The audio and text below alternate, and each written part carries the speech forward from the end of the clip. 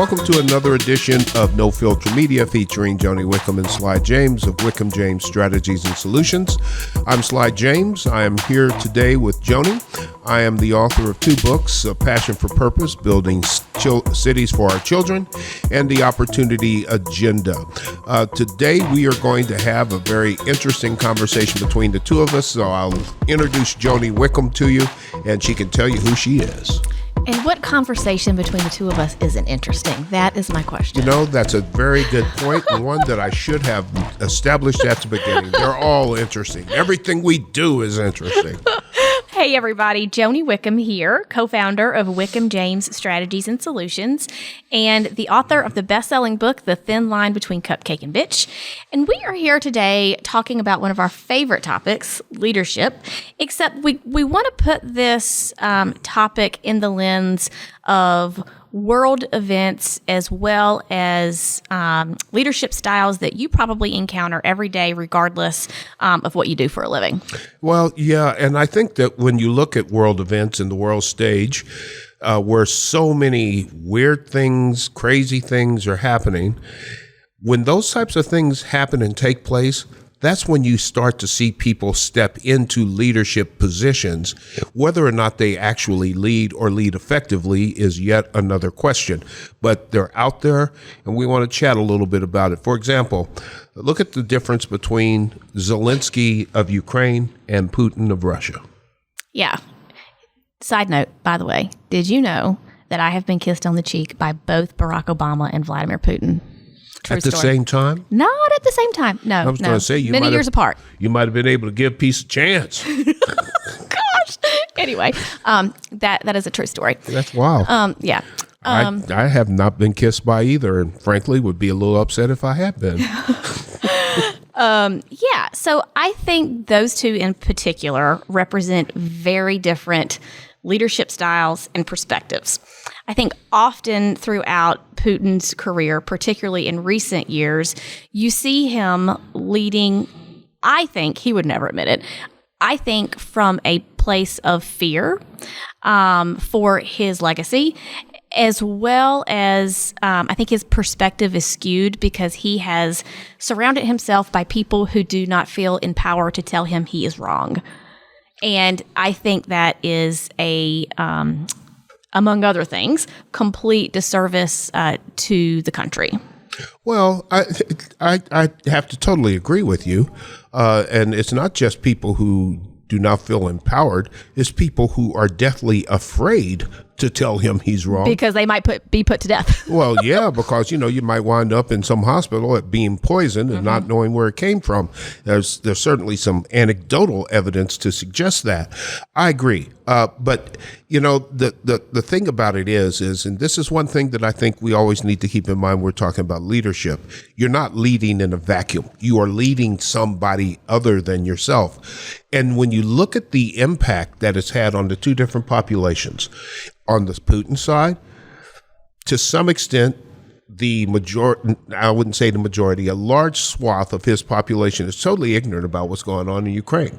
And the reason for that is he has shut down all dissenting opinions, all dissenting journalism, under fear that if you say the wrong thing, you can be in jail for 15 years. Or worse. Or worse.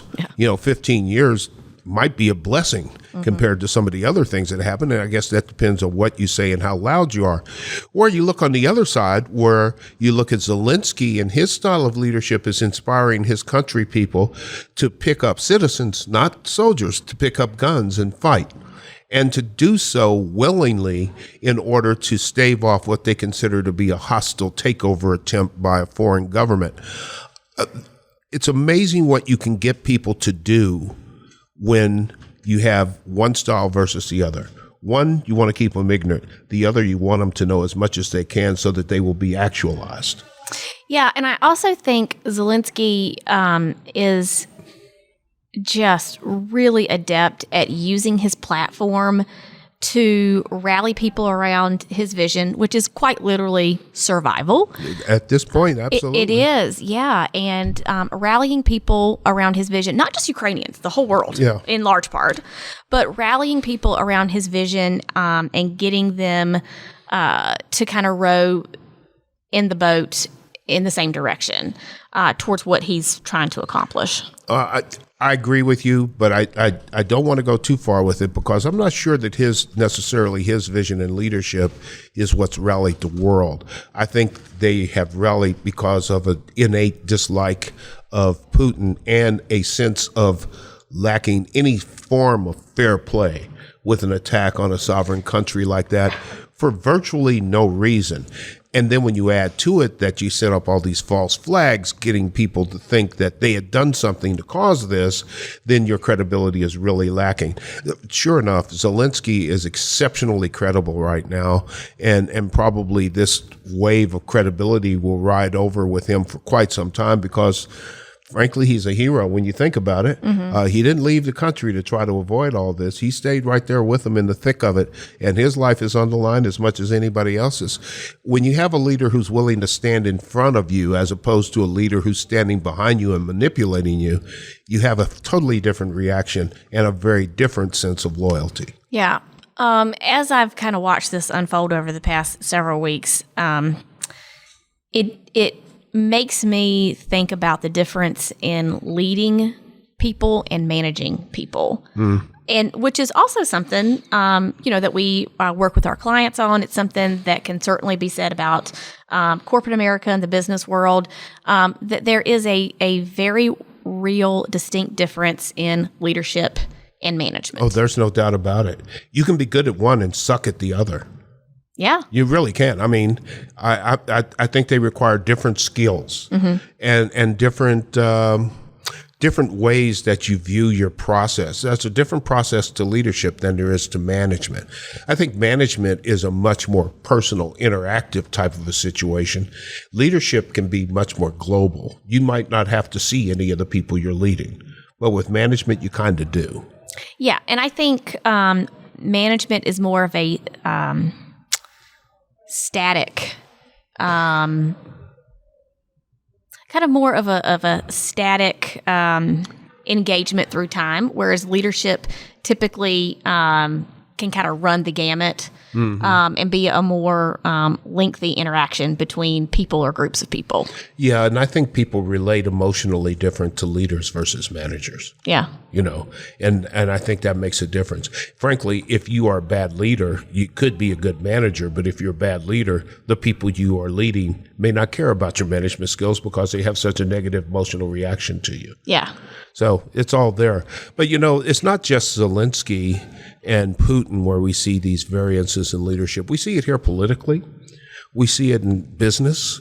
We see all sorts of different leaders. We see all sorts of different people who manage in different ways. And so the obvious ones, when you see people on television, on the news, and in programs all the time, they're very obvious and you can pick things apart. What we don't always have the opportunity to do is have the same camera lens on the people who are leading us in every day or managing us every day. Yeah. So I'm curious your perspective on the military, considering you're a Marine. Can't say you're a former Marine, because once you're a Marine, you're always a Marine. Yes. Amen. Yes. So what are your kind of insights on leadership versus management in the military? That's interesting. I've not really thought of it like that. I think you always have to think of it slightly different because management in the military is a different breed of cat because of the rank system. Okay. You can manage a group of people simply because of your rank. They have to do what you say. They don't have to like you. Now, that may change if you're asking them to follow you in the battle. They'll follow you, but they're not necessarily going to be as enthusiastic. I had leaders that I thought I would run through brick walls for.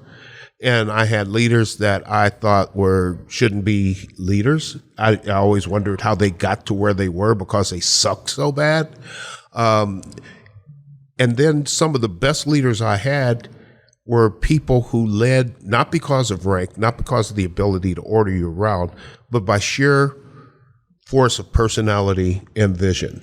People who, for whatever reason, connected with you on a more ephemeral sense, as a visceral sense, and you just wanted to follow and work with. You wanted to be around them.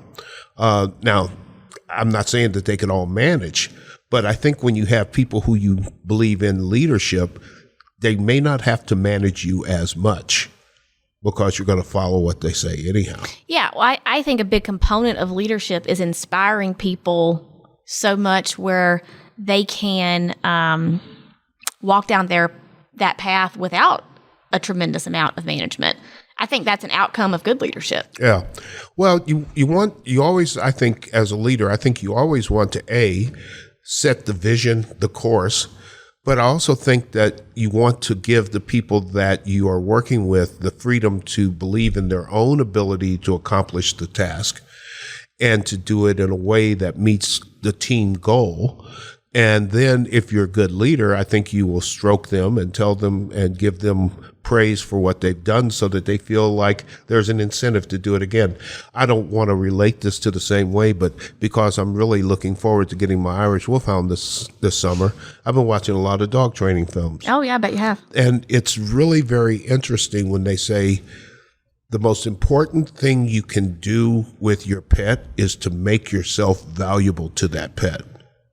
So if that pet believes that you're the most valuable thing they've got, they're much more inclined to do what you want them to do. I don't think that's too far away from people.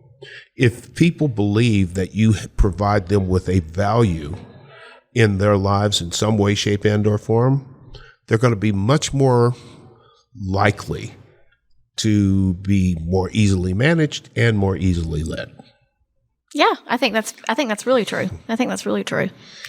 Okay, let's talk about how leadership versus management shows up in one of your favorite topics, sports. Oh. Now, this is truly like, I'm not really into sports, but I do. Yeah, right. I know. But I do find the business behind sports very interesting, and I always find leadership aspects of sports interesting. I think Patrick Mahomes is just a really I think he's got a lot of current leadership and leadership potential, particularly considering how young he is and how the spotlight's on him. But what do you see? How do you see different leadership and management styles showing up in sports? I think before you can be a accepted leader in sports, you have to be an exceptional athlete. Okay? You can try to be a good leader, but if you can't perform, it's real hard to get people to perform to their highest level if you aren't. Mm-hmm. And I think most people believe that it's easier to follow people who demonstrate that they can do exactly what they're asking you to do, that they're not above it, that they will sacrifice for the team, they'll lay down whatever it is that's necessary in order to get the job done. Then when they ask you to do it, it's not foreign to them. But if you are not performing, or if you don't, and whether it's by lack of skill or by lack of effort, then it's going to be hard for you to lead. And then there are those people in sports who lead simply by example. They don't say much, but they perform so well that you just have to follow them, and they're respected. And then there's the vocal person, the one that's in the huddle that's getting everybody charged up. Mahomes is he's vocal, but he's also a person who's performing well. Whereas Tyrann Mathieu, for example, is very vocal, very very fierce in the way he wanted. He got people fired up to follow and do those things. Both of them performed at very high levels. I think it would be difficult for somebody on the practice squad who didn't play to be an effective leader. The management comes in more in the coaching administrative side. Coaches will tell you that in order for them to be a good coach, they have to recognize that they have to approach every single player in an individual, unique way in order to get them to perform at their highest level. Some people you yell at. Some people you talk nicely to. Some people you take away things that they like. Other people you give rewards. It just depends on, you have to be able to find what motivates each individual player to perform at the highest level. That is a management skill that I think is very, very critical, particularly in sports, because a coach's job depends on being able to get their team to perform at the highest level. So if they haven't mastered the skills to manage the individual personalities, don't forget the individual personalities in football millionaires. It's one thing to manage Gerhard Dieter, who has been on the team for 4 years but doesn't play, as opposed to managing Mahomes, who's making $450 million over 10 years. Yeah. Okay. Those are two different ways you have to approach things. And to get the best out of all of them requires some unique abilities to recognize what it takes to motivate each individual player. But isn't that dynamic present in every organization? Whether you're leading city government employees, a baseball team, football team, a Fortune 500 country, or whether you're the president of Ukraine, you have to figure out how to get all the members of your team to use whatever individual assets they have, whatever their skills are. You have to get them to leverage those every day so that you can maximize your results. Agreed. I think the substantive environment changes. The skill sets that are necessary to accomplish the goal are pretty consistent. It's whether you're a coach or the night manager, the task is the same. It may be different in terms of volume. It may be different in terms of consequence. You're going to get fired if you have a team that doesn't perform well for a couple years in a row, that you're gone. Maybe that's true with the manager, but who knows? Depends on who's managing them. They may not be able to get the best out of them. Maybe the guy above you goes, or the guy below. But yeah, I think that the same things are required across the board. Leadership and management are in every day, almost every circumstance, every employment opportunity, families even. Leadership and families, you got management, you got leadership. It's hard to escape those two things. Yeah, it really is. It really is. Yep. Okay, so tell us what you think about leadership and management. You can go to wickhamjames.com and we will be waiting to hear from you. Have a good one, and thanks a lot, and check in with us from time to time and listen to the podcast.